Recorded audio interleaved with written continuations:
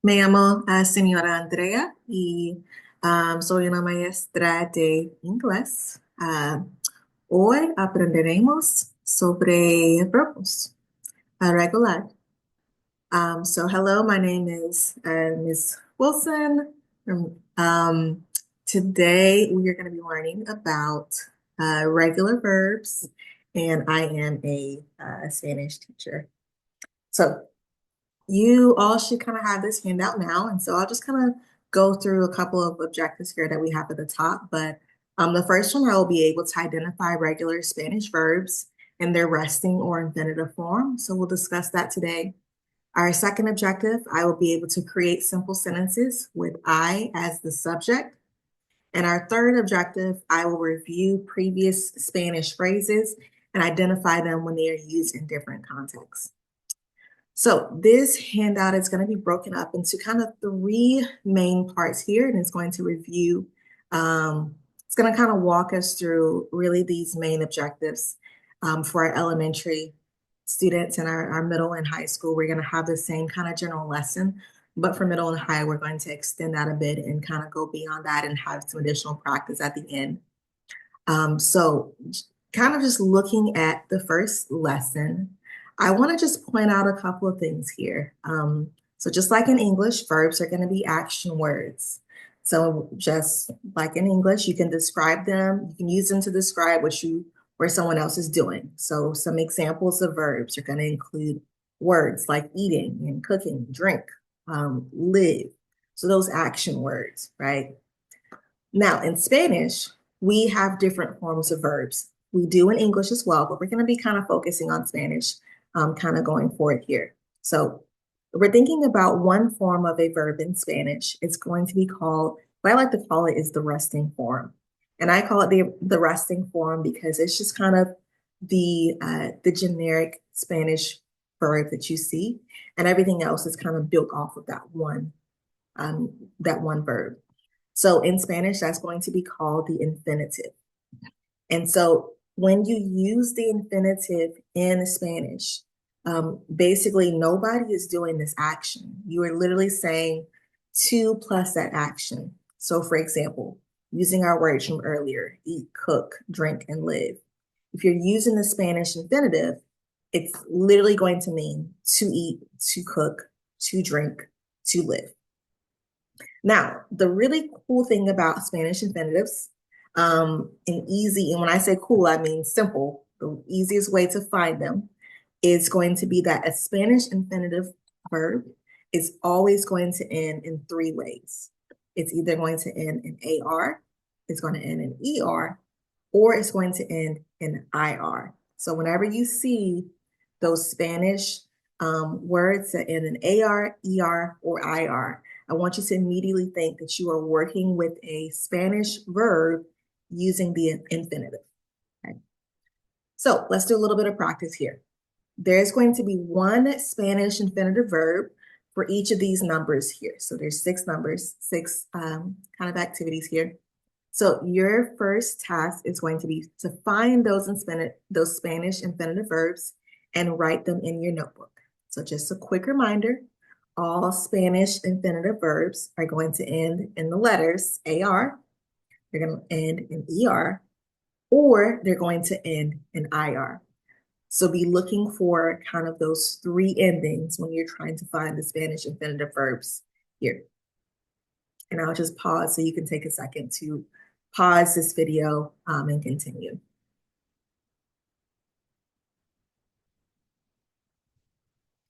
So now, the next kind of thing we're going to be looking at, right, is our Spanish words. So we looked at which one of these words here are going to be the infinitive. Now we're going to learn what these Spanish verbs mean so that we can use them later on in our lesson. So I'm going to say all of these words, and I want you to just kind of pause and repeat them after me. So feel free to rewind this part of the video a couple of times if you need to repeat them again. But I'm just going to say them, and I want you to kind of take a second to repeat them after me. So first one is hablar.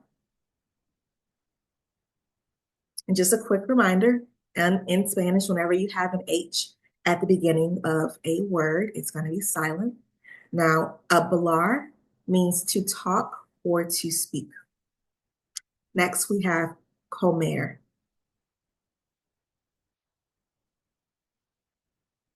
Comer means to eat. Next, number 3, beber.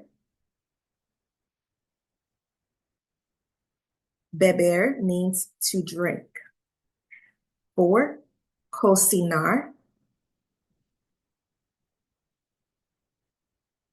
Cocinar means to cook. 5, cantar. Cantar means to sing. 6, pintar.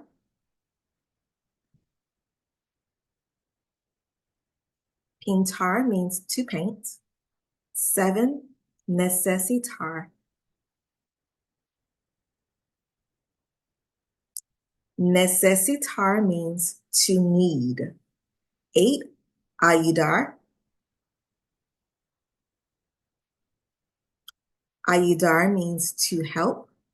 9, bailar.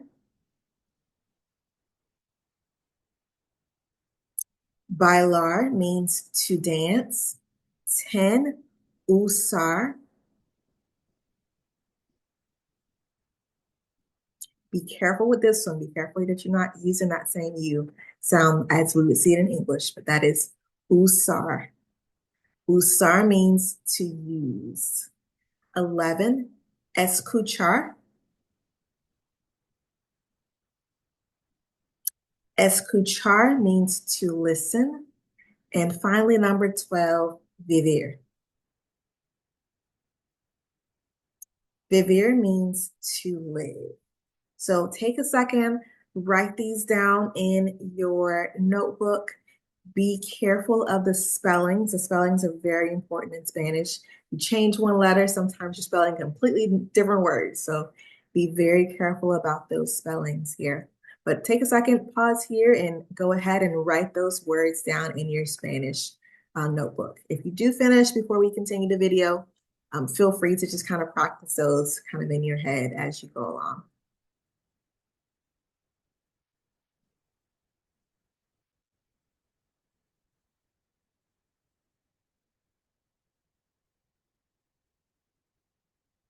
All right, lesson C, our third part of our lesson here.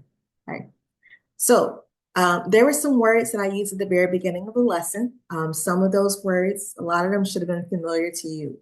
Words like I used the word hoy to say, today we're going to be learning about verbs. I use hola, I use me llamo, which means hello, my name is. Another word that I want you to remember, thinking about kind of one of those earlier Spanish lessons, is the word yo. So what does the word yo mean in Spanish? If you're thinking that it means I, you are correct. So now that we kind of remember what that word yo means, and we learned some Spanish verbs here and that infinitive for the resting form, now we're going to be practicing taking those infinitive verbs. We're going to remove the ending of the Spanish verbs because whenever we want to change who is the subject of that verb, we need to take off the ending and we need to change the ending to reflect who we're talking about. Now, when we're talking about ourself, so when we're using yo in Spanish, we're going to take the ending off so that AR, ER, or IR ending, and we're going to change it to an O. So let's kind of take this step by step, and we'll look at the very first word here as an example. So step 1, right? Cantar, which cantar means to sing. First off, we have to remove the AR, the ER, or the IR ending. So that basically becomes CANT without that AR ending. Okay. So I have 2 practice ones here. I want you to take a second and I want you to rewrite hablar, which means to talk or to speak, without the ending. And I want you to rewrite vivir without the ending there. So just like my example.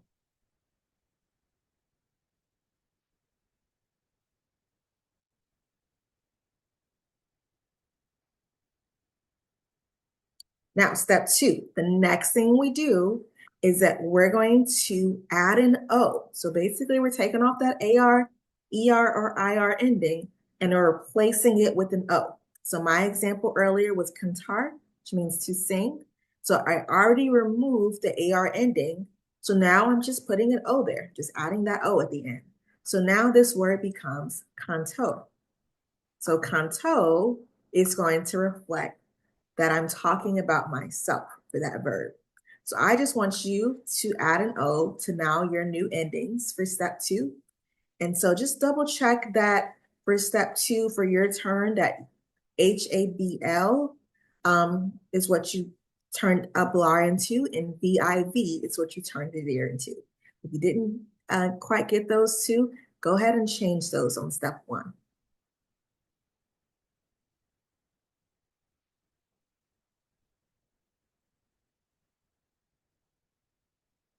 And then finally, step three, all we're doing now is we're just adding that yo word in front, right? To say I, say I am doing that action. So for step three, you can see that I started with that infinitive verb cantar, which means to sing. And now that I have changed that ending and added an O and I put yo in front, now I'm literally saying I sing. So now I want you to remember you started with hablar and you started with vivir. And I want you to make sure that you check out step one and step two. And now add that yo in front and rewrite those so that you're saying I speak and you're saying I live.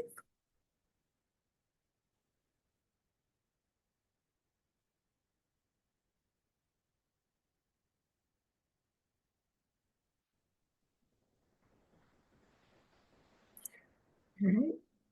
So that was easy enough, right?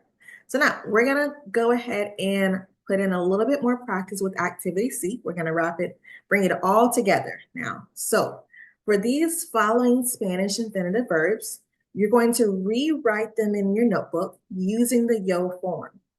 After you rewrote them using that yo form, so what we just did with the steps one, two, and three, we took the ending off, that AR, IR, or ER ending. We took it off, we added an O, and we put the word yo in front to show that we're saying, I am the one doing that action. So that's what you're going to be doing for the first line. And so I have an example with hablar. You see, I started with the word hablar, which means to talk or to speak. And I changed it to show that I am the one that's talking or speaking. So now we're showing yo hablo, which literally means I speak or I talk. Okay. And so then on that second line in English, now I'm going to write what that new phrase means in English. And so that's where I put next to English, I put I speak for my example. So I want you to take a moment, look back over your notes, look back at the handout here, and I want you to change 1 through 11 to show that you were the one. So I, literally the word I, yo, that you are the one that is doing these actions, and then put that English form on the side there.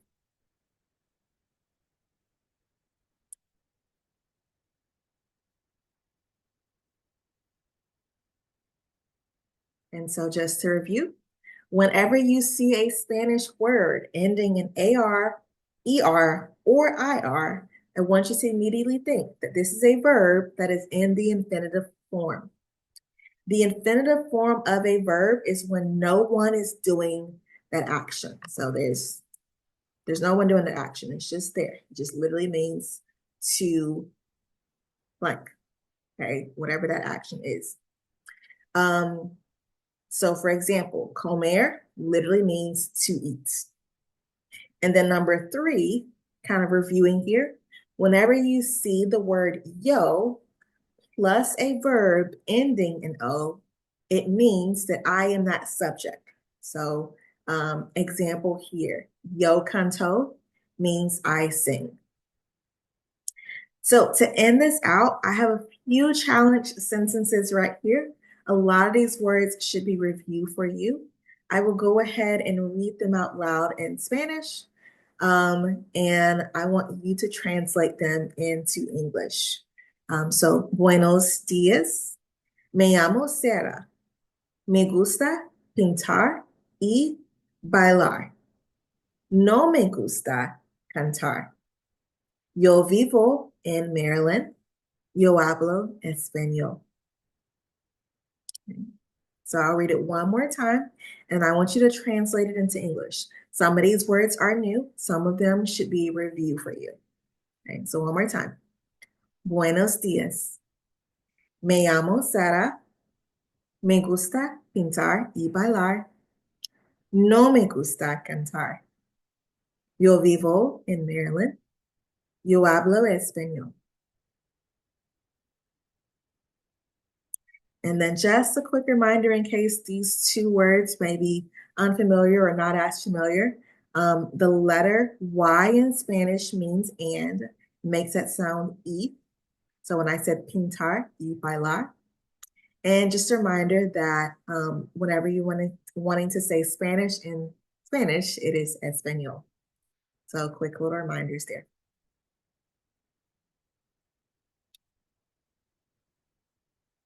So this is the end of the elementary one. Now I'm going to go ahead and switch over to our middle and high school for a couple of extra additional practices there.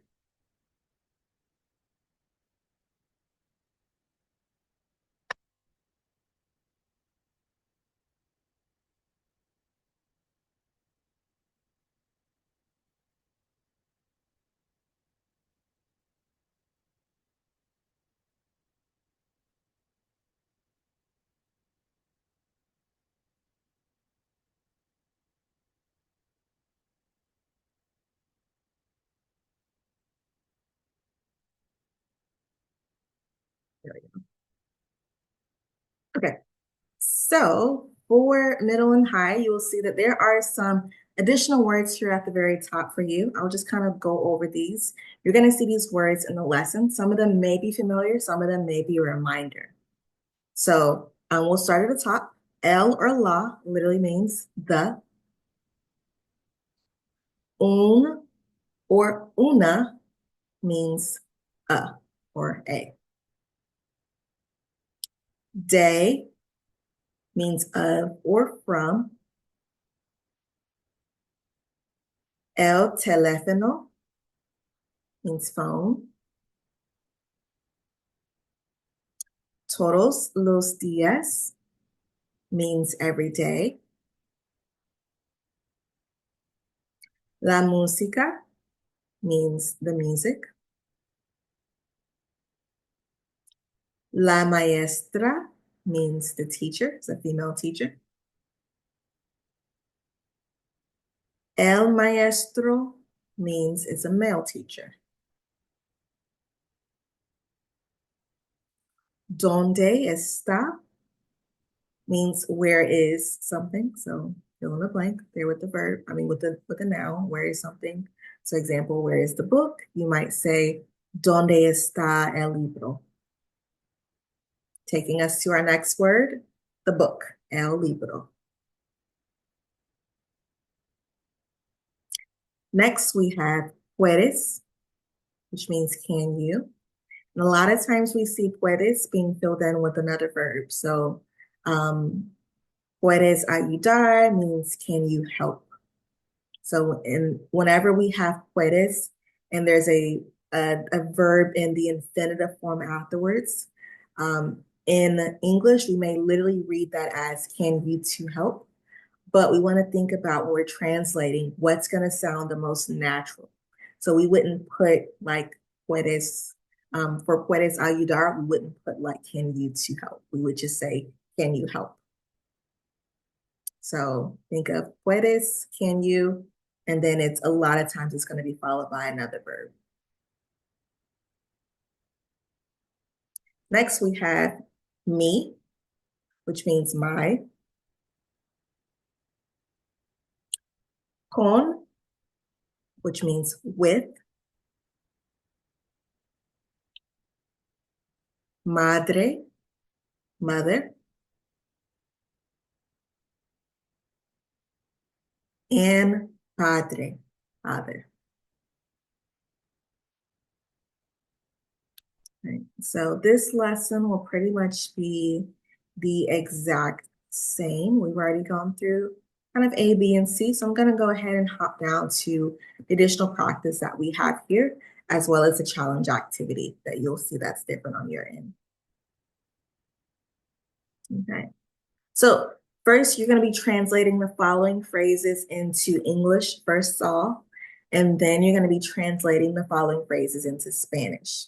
So I will read the phrases here that are in Spanish for you to translate back into English, and I'll give you a couple of tips on them as I go. So number one, yo vivo en Maryland. ¿Dónde vives? So, donde vives is a phrase that should be in your notes in case you're wondering where that is. This word, vivir, we learned about this one earlier. We see it in two different forms here. We see it as yo vivo, and then we also see it with vives. Number two, you may either see yo necesito comer todos los días or necesito comer todos los días. So a lot of times in Spanish, once we have mastered that yo form, sometimes you'll see it with the word, sometimes you won't see it with the word, but it still means the same thing. So look at that O. So necesito, look at that O, help you there with what that word means. So number three, me gusta cantar con mi madre. So me gusta is it's a review phrase, and everything else from this sentence will be in this lesson.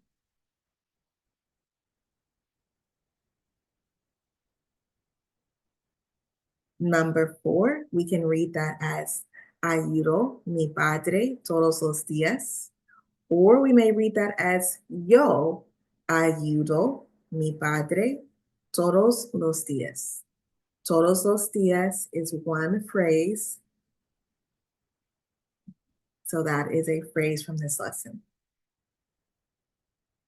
And then finally, number five, we can read that as yo necesito usar el teléfono or necesito usar el teléfono. Because we have that verb necesito with the O ending, that gives us a hint as to who is doing that action. And when we have that necesito plus another verb right after it, just like with puedes, think about what makes the most natural translation there.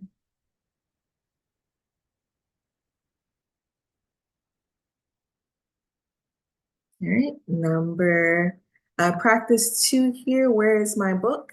I need to read. I listen to music every day. Every day, that is a phrase from this lesson. Number 3, what language do you speak? That's going to be a review phrase. And I speak Spanish. We have a verb, speak, and we have a person who's doing it, which is I.